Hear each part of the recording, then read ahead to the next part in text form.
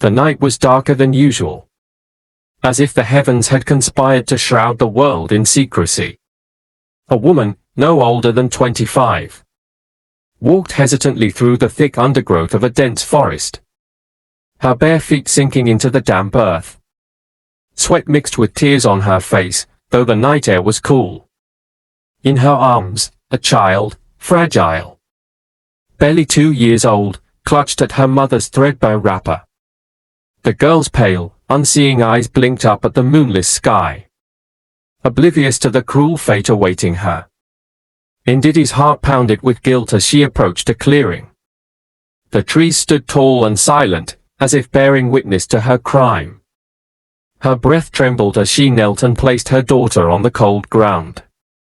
"I'm sorry, my child," she whispered, her voice breaking. "I have no choice. The village. They say you are cursed. They say you will bring ruin." The child whimpered, her small hands reaching for the warmth that was slipping away. Indidi turned abruptly, pressing a fist against her mouth to stifle a sob. She walked away, her legs heavy with shame, until the wailing of her daughter faded into the distance. She never looked back. Years later, the village of Umachis had changed over the years. Yet Indidi's heart had remained trapped in that moment of betrayal. Not a day passed that she did not think of the child she had abandoned. She had convinced herself that the wild would have taken her, perhaps the spirits of the forest had claimed the girl as their own. It was a mercy, she told herself. But mercy had not come for Indidi. She was married now, though her husband, Ikenna, did not love her the way she wished he would.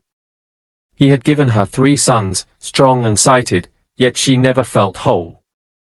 The nights were the worst, when silence settled over the hut, and she would hear, in the depths of her mind, the faint cries of the child she had left behind. Then came the whispers. Strange stories spread through the village of a woman in the forest who sang songs that made trees weep. A voice so sorrowful that even the river changed its course to listen. Some said she was a spirit, others that she was a child of the gods, raised by nature itself. Hunters who ventured deep into the woods claimed to have seen her, a young woman with unseeing eyes, moving as if guided by an unseen force, her hands tracing the air like she could read the wind. Indidi never paid attention, until the day she heard the song. It was market day when the sound carried through the air, a melody so haunting that it stopped conversations mid-sentence. The voice was soft yet powerful, weaving sorrow into every note. Indidi's stomach clenched as her heart recognized something before her mind could process it. She followed the sound, pushing through the bustling crowd, past the traders and children playing in the dirt.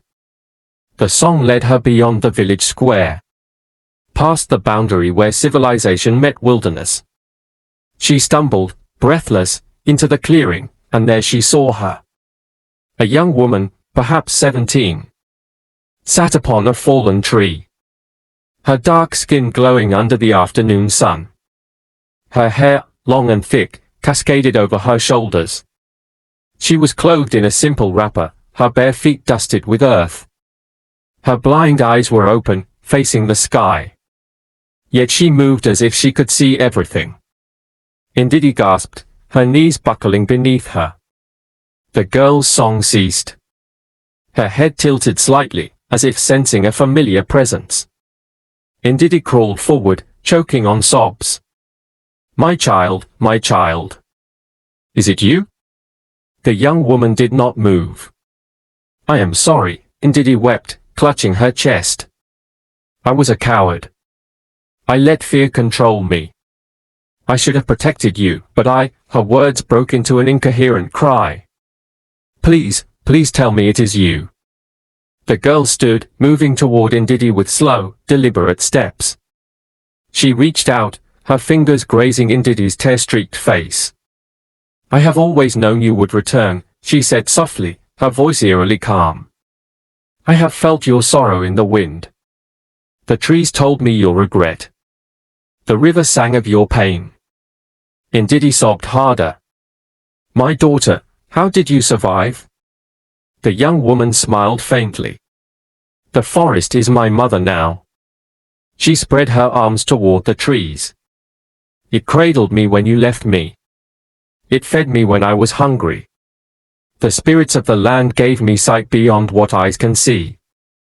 Ndidi shook her head, gripping her daughter's hands.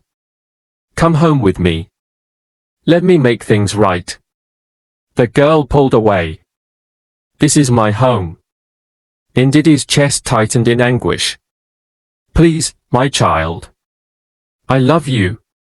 I have always loved you. The young woman's blind eyes shimmered. Love? She exhaled. Love would not have left me to die. Ndidi collapsed, her wails shaking the leaves above. I was weak. I was foolish. I have suffered every day since. Silence stretched between them. The wind sighed through the trees. Then, for the first time, the girl touched her mother's face willingly. Her fingers traced the sorrow that had settled into Ndidi's skin over the years. You will suffer no more, she whispered. I forgive you. Ndidi sobbed, but they were different tears now, tears that cleansed. That released the unbearable weight of years past. She clutched her daughter's hands, pressing them to her face. The girl smiled, a sad, knowing smile. She stepped back into the forest, disappearing among the trees, her presence fading into the rustling leaves. Ndidi reached out, but she did not chase her. She understood now. Her daughter did not belong to the village. She belonged to the forest.